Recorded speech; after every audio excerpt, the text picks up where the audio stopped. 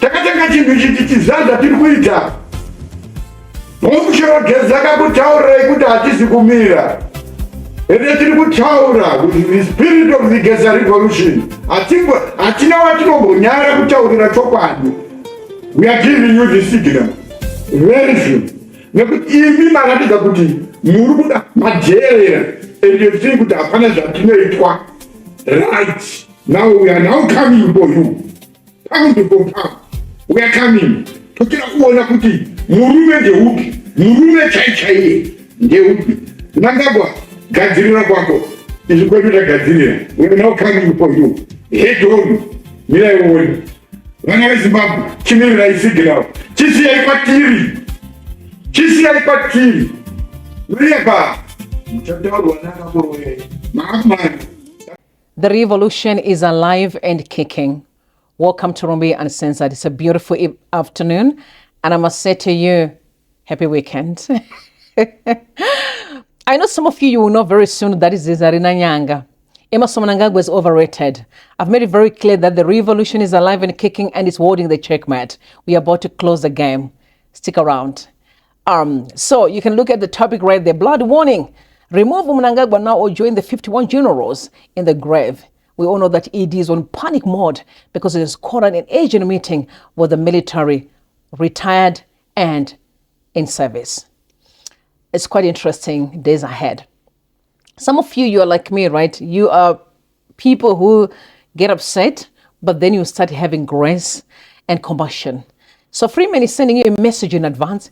He said, I just hope you people will not start saying, Shivan's with City, and is showing a firing squad. And I can tell you that it's not going to hold the criminals because the country is angry. The people are furious. We have been played for a long time now. Mnangagwa is a coward. He's a coward. All right, let me just read what Rutendo Matinyarare wrote in regards to the meeting that Emmerson Mnangagwa is having currently with the generals. We hear that President Mnangagwa asked to meet retired and current generals today. We hear that President Mnangagwa is asked to meet retired and current generals again today. This will be the third meeting they will have in the past month. It is good for the commander-in-chief to meet with generals, especially when a potential national security threat is developing around the Constitutional Amendment Bill number 3. As I have said before, CAB 3 lacks institutional support from the most important institutions, the military and ZANU-PF structures, because it was not passed by Congress and government itself, because it is being pushed by a parallel cabinet that was created by past the real cabinet. We hope the parties find common ground and the civilian leadership shows nation-building leadership to avert a leadership vacuum that may need to be filled by the military. I also want you to let you know that you need to stick around because there's a very scathing letter that has been sent to the generals that are serving and the military at large that you must be very careful because Mnangagwa will eliminate you fast. Don't give him time. He is not who you think he is. I've always said Mnangagwa is not even what people think he is in terms of him being a strong character. He's just relying on the gangs like any other criminal. He uses fools and then dump them when he's done. He keeps moving. So it's time for us to put him in his place. Take a listen. Over the past 3 months, Zimbabweans have been debating Constitutional Amendment Bill 3 or CAP 3, which intends to amend the Constitution of Zimbabwe in order to extend the term limit of the President and Parliament from 5 years to 7 years. It also intends to take away the rights of Zimbabweans to directly elect their president, which they've done for the past 39 years, so that Parliament is the one responsible for selecting the president. Those that support the bill say it is very important for the current president to get a 2-year extension after 2028 for him to be able to finish off his projects and to leave Zimbabwe as a middle-income economy by 2030. They also highlight the fact that Zimbabwe has always had disputed elections around the presidential elections. And they feel that by having Parliament selecting the president, this will take away the disputes that have been around Zimbabwean elections. But for those that do not support the bill, they say that this is a problem because the president and Parliament have a conflict of interest in that they want to extend their terms in office without getting authority from the people that gave them a 5-year mandate. And as such, they need to go for a referendum. And if they don't go for a referendum, then this policy is unconstitutional. They also raised the conflict of interest that Parliament has collaborated with the president to extend their limits. Instead of being an oversight over the president, Parliament and the president are working together, and they feel that this conflict of interest will also go into the selection of the president, and there's also been a perspective that there might be bribes by a future president to push Parliament to select them into office. Further questions have also been raised on the constitutionality of the process of CAB 3, in the aspect that those who were opposed say that they were not allowed to gather and discuss with other like-minded people. When they did, they were arrested, beaten, and sometimes their properties burnt. And on top of that, when they went through for the public consultations, they were not allowed into some of the venues. And when they did get into the venues, they were not given the mic to ventilate their perspectives. Hence, there was selective bias. Even when it comes to the written submissions, the Parliament of Zimbabwe is saying it has received 540,000 written submissions, and they've already gone through them within the 90-day period. However, people are questioning and saying, how could they have gone through that in the 90-day period? Because that would mean 6,000 submissions being read every single day, 250 submissions being read every hour, for 24 hours for 90 days, which is physically impossible, scientifically impossible, and statistically impossible. Nevertheless, the Parliament of Zimbabwe says that of the 540,000 submissions, 90% of them supported a change to the constitution. So there is a lingering perception in most people that the Parliament of Zimbabwe and the President of Zimbabwe are colluding in order to get this term extension. And hence, the Parliament of Zimbabwe is no longer holding the president to account for the human rights violations and the abuses that have been complained by people within their submissions. And so all they're trying to do is to rubber stamp this process, pass it in Parliament, and get the president to sign it. And people are asking the question, is there any recourse after this? The good thing is that the Parliament of Zimbabwe is telling us that it got two separate opinions in the public consultations and in the written submission phase. And there are those that support us going for the change of the constitution and those that do not. This is very important because what it is that the Parliament of Zimbabwe was trying to do is they were trying to get what is called binding authority from the people. But the opinion itself does not give the binding authority. The opinion simply gives a nomination of two different positions. And once you've got a nomination, as in an election, if you've got a nomination of two different people, an election takes place. If you just had a nomination of one person without a contestant, that person would automatically be elected. So here we've got a contestation of two positions. Those contestations must now be put to an election, which in most cases would be a referendum, in order for Parliament to derive this mandate or this binding authority. So after the parliamentary committees gave these results that I'm talking about, last week, we then saw Zimbabwe begin to go into the second reading. I call it the second reading because the first reading actually happened when the bill was brought into Parliament, its title read, and it was gazetted.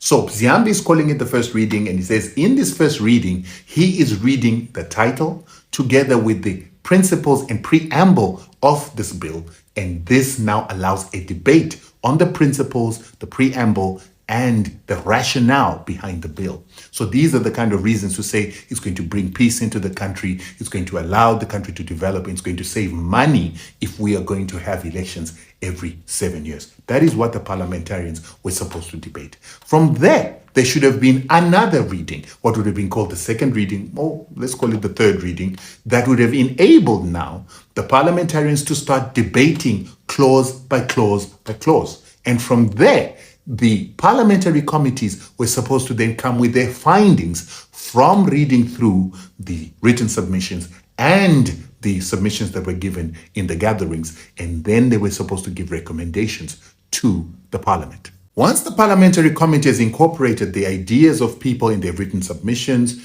and the hearings, they also incorporate those that have been raised in the debate to give a document that then comes for a third reading. The third reading is not really a reading, it's actually a process of voting for the bill in the House of Assembly. Once it comes from there, it goes to Senate. When it goes to Senate, it can either be passed or rejected, but either way, it comes back to the House of Assembly, and the House of Assembly can decide to amend it according to what it is the Senate wants, or they can decide to submit it directly to the President because the House actually has precedence over the Senate. The President can then make a decision on whether he's going to sign it, he's going to submit it to the Constitutional Court, or he's going to call for a referendum. If the President decides to sign it and not reject it, or if he doesn't send it to the Constitutional Court and doesn't ask for a referendum, then the people of Zimbabwe can challenge in the Constitutional Court. But we're saying if we want civilian rule in Zimbabwe, we need to ensure that our MPs make sure that this process is constitutional. And if they don't do it, then our judges must make sure that it's constitutional. Because if they don't do this and uphold the Constitution, the military might come in to make sure that it upholds the Constitution for us. And we're saying we need to be responsible as civilians to do our work so that the military does not have to get involved in this process. Are you looking to start or grow your business in South Africa as a foreign national? Education, research and development consultancy makes it simple and stress-free. From company registration with CIPC to opening your business account, filing your taxes with SARS and handling your annual returns, they got you covered. Local or international, ERDC handles everything so you can focus on what matters most, growing your business. Ready to get started? Contact or WhatsApp the admin at 0027 73 302 1868. 0027 73 302 1868. You can also email the admin at owen.erdc@gmail.com. owen.erdc@gmail.com. I know CAP 3 is important, okay, but we should never underestimate the pain that Mnangagwa has caused in our country. Guys, oppression for the past 4 decades of our people, looting state money, drugging children with these gangs. I'm talking about abductions, torture, killings. We are just watching all this nonsense going down. Surely Mnangagwa should have been out of that office. So like everyone else, we're calling him to be removed now. We have no time to waste. How do we keep an 83-year-old man with nothing to offer except deception? We have to play the game smart. He has mastered the art of elimination and very quick. I'm sure right now, you don't forget that he was out of the country abruptly. So we don't know what he came back with. I don't trust him at all. I really don't. So CAP 3 is definitely a trigger. That's where there are stages that needs to be followed. But besides, the truth of the matter is that people are ready pound for pound. Do you actually know? Zim Live actually reported that around 2 p.m. today, there was a knock on the front door of rights activist Yangason Matete's Harare Worm. He was away. A man handed his helper an envelope containing a chilling message: withdraw your application or image of the bullet, your choice. Okay, Matete is challenging President Mnangagwa's bid to extend his term to 2030 at the High Court. Are you serious, y'all? So this is the person that we need to actually give time. This man should never be trusted and can never be trusted. I mean, we know that Mnangagwa. Guys, a man with a criminal mind don't operate like any normal person. All this come and let's sit down is just a way of deceiving you so that you relax, hoping that, oh no, he really means it. I swear to God, in my world, I could have just shown Emmerson Mnangagwa the door. History is just repeating itself. I want to refresh your mind on what Chiwenga said in 2017. Take a listen. The current shenanigans by people who do not share the same liberation history of ZANU-PF party are not a surprise to us. But what is significant to us and the generality of Zimbabweans is to remember that all these rebellions were diffused by the military. But but at no point did the military usurp power. We must remind those behind the current treacherous shenanigans that when it comes to matters of protecting our revolution, the military will not hesitate to step in.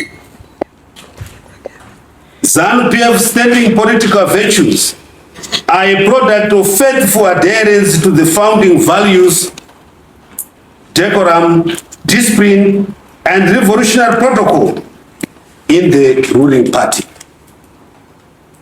Party orders were strictly adhered to, and whatever differences existed,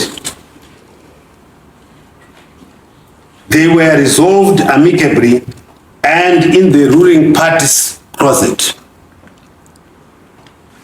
Unfortunately, since the turn of 2015, ZANU-PF's traditional protocol and procedures have changed with a lot of gossiping, backbiting, and public chastisement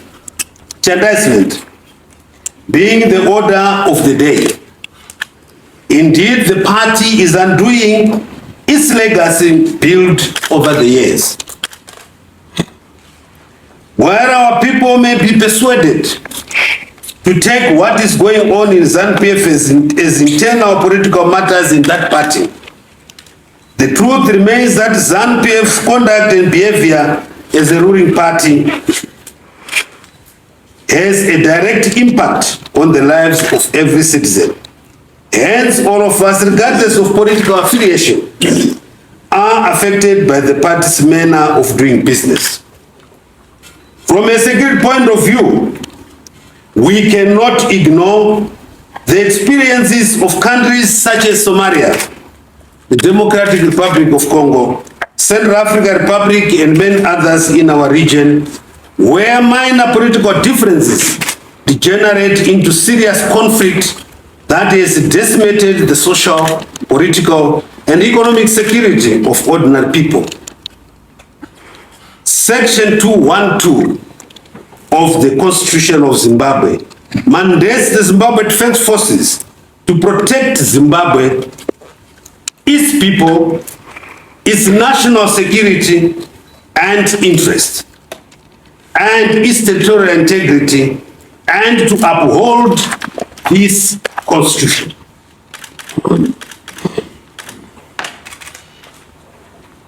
Among other security threats that are coming out of what is obtaining ZANU-PF are the reckless utterances by politicians denigrating the military, which are causing despondence within the rank and file. Further, we note with concerns the attempts by some politicians to drive a wedge between the security services for their own selfish interests. I understand why people are now writing these serious letters to the generals and say, be careful. So a letter has been sent out, very scathing letter. Let's look at it. From Comrade Gageni Ajanga or Jajeni Ajanga. Please bear with me. You let me know how you pronounce it. Okay. And to every serving military general, Zimbabwe Defense Forces, the subject, final warning, stop protecting Emmerson Mnangagwa before he kills you all. Let's look at the letter. I write to you today as Comrade Gageni Ajanga, a proud liberation war fighter who served in the thick of the armed struggle from 1978 through to 1979, operating deep in the Zimunya area of Manicaland province. Throughout that decisive final phase of our fight for freedom, I fought shoulder to shoulder with Comrade Augustine Chihure, known famously then by his war name Chocha, conducting patrols, ambushes, and operations that helped weaken colonial rule and pave the way for our nation's independence. I count myself among those who bore the greatest risks, endured harsh conditions, and made sacrifices that earned us the right to call ourselves liberation heroes. And it is from that tested, unblemished record of service that I address you now. Comrades, who once carried guns for this nation, listen closely. This is not an advice, it is a warning you will regret ignoring. You line up behind Emerson Mnangagwa and his crooked push to ram through the illegal 21 constitutional amendments, and you think you are safe? This man lives by one rule: use you to get what he wants, then murder you the moment you are no longer useful. Once that debt bill is low, your turn to die comes fast. Why would you cling to a man who is your own worst enemy? Look at the facts. They scream the truth. Cap 3 is a trap. He created it specifically to trip the army of every independent power and build it fully under his boot. Why fight for a satanic leader who is busy dismantling the very institution you sought to defend? He betrays even those who made him. Vice President Chiwenga put him in power, and Mnangagwa paid him with poison. If he can murder his main backer, do you honestly believe you matter to him? History repeats itself. Right after 2017, 51 loyal military generals who helped him take charge were systematically hunted down and assassinated. You walk in their exact footsteps. You're already in his firing line. He has wrecked this economy completely under his watch. Everything collapsed. If you keep shooting him while things get worse, history will brand you and accomplices. A stain on your names no war medal can wash away. Criminals run the show. He surrounds himself with thieves, set up a shadow power government that loots every cent meant for the nation and gets richer while everyone else starves. Your own juniors suffer. Low pay and neglect force young soldiers into armed robbery just to feed their families. Do you want to answer for that chaos? Corruption is his currency. He steals openly, drains state funds, and leaving nothing for service or progress. He is no president. He is a monster, a killer, a cartel boss in a suit. You protect him today, you will be his victim tomorrow. You still have one chance. Drop him, reject these illegal amendments, and act before it is too late. Stay loyal to him, and you end up just like Chiwenga and the 51 generals, dead and forgotten. Choose wisely or pay with your lives. Signed, Comrade Jajene Ajanga, Liberation War Fighter. Respect for you. You see, if we do not do the right thing with Mnangagwa, then we should all know that we have not learned a lesson. Because Mnangagwa should be the first person to uphold the Zimbabwean constitution. But he has bastardized it over and over and over and over. Before he was even the vice president, the guy has been committing atrocities in the country. He was behind all the killings, abductions, tortures. He created those structures of criminality and untouchable. Here we are, he's in the office of a president. He continues, it doesn't stop. Because you know what? He keeps on saying to you, this is who I am, you take it or leave it. So now it's no longer on Mnangagwa, no, it's on us Zimbabweans. If we want to continue keeping a criminal in the office, why is destroying lives? Because does it even make sense that we will be loyal to an 83-year-old and yet kids, little children, who are the future of tomorrow, are being dragged by his gangs and he's doing absolutely nothing? He pretends like he doesn't even know that his gangs are bringing drugs. In fact, his wife, Auxilia Mnangagwa, is busy pretending to be marching against drugs with the drug lord that she knows that the guy is actually a drug dealer. Make it make sense. He's taking us for fools. The guy's been playing us a dirty work. I mean, I can never forget last time when he brought an ex-armed robber, or he's still an armed robber, a convict from prison, that came and pretend like he had invented a car and disappeared. And we all just watch that and then wallow it and then keep moving. I don't blame him. We don't have standards as a country. And until we begin to up our bar and say, listen here, this line you cannot cross. In fact, if we don't set a precedent using Mnangagwa and these criminals, let me tell you, we haven't seen nothing yet. There are reasons why China execute criminals. There are reasons why even Botswana don't play with criminals. So that country don't just become what it is today by accident. These are people who take rules seriously. It's yes or nothing, no or nothing. But Mnangagwa has been committing atrocities against the people of Zimbabwe and is still working and is being saluted. I don't blame him. We must take accountability for where we are today. If we don't learn from this, I don't think what is it that is going to push us to a corner so that we can say we have had enough. I agree with the comrade, and action must be taken now. Otherwise, we are all going to be consumed. We are all going to be consumed. Trust me, they're haunting us as we speak. Yeah, they are. Because all this is to buy time. It's to buy time. Guys, remember what Comrade Geza said, the late, may his soul rest in eternal peace, may he enjoy the heavens.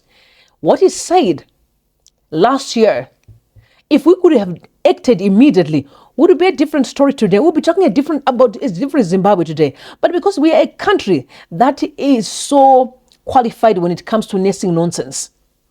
Oh yeah, we are good at that. We watch criminals wasting money that they've stolen, openly so. But we'd rather harass kids in the rural that they've snatched life away from, and we drag them to prison because someone has stolen a chicken. But then the man that is ruining lives for these kids is roaming around the streets. Police are saving those criminals. Surely this cannot be the Zimbabwe that we want. Do you blame the writer here? Absolutely not. We must change the way we see the world. Life don't just happen. People have rules. Life is governed by principles, not by fear. To the Christian folk community, oh, those are my people. I know you right now, you're going to pull the Bible or turn another cheek. The issue of the cheek and another cheek, it was about vindication, that God is the one that vindicates. But he never said that you must accept abuse. Because the very same Bible you read, David never prayed a prayer. When he saw Goliath, that it made people suffer, he killed him. Even after all the prayers, when Asa prayed and the Jews were free, they still wanted Haman hanged on the very same pole that he had built to kill Mordecai. These people understood the danger of keeping a criminal. So these countries that are harsh on criminals are not crazy. They know that if they do not deal with this, it will spread. So one criminal contaminated the entire country. Today, criminality is the order of the day. Young people brag, openly so. Take a listen of that idiot. It's not the meetings of the ZANU-PF people only. Munofana kuva nechikamu chatinoti tikarowa maslogans ese epaki, because tiri vana vepaki. Pane nguva yatinozosara tisina kupfeka regalia rakanzi ZANU-PF, takutaura about the head of state. But that meeting yatinenge tiinayo yakufana kuatendwa nema-opposition ese, nema-ruling party ese. Ruling party ZANU-PF inenge iripo, ma-opposition ese anenge aripo, toisa musoro pamwe tokubvunza kuti unoziva here kuti iwewe kana ukakidnepwa, iwewe ukafa, nyaya yako haina basa, mapurisa angangoitererera. It is not their fault. It's a culture we cultivated over the years. And today, young people no longer know the difference between wrong and right. They actually don't even have respect for adults. When you see Mnangagwa's boys, those young boys, the way they treat elders, sad. Something has to be done, and it must be done now. Anyway, you tell me what you think in the comment section, and I hear your thoughts. But me, I stand and said, action must be taken now. I love you all. God bless you, and God bless Zimbabwe. Bye for now.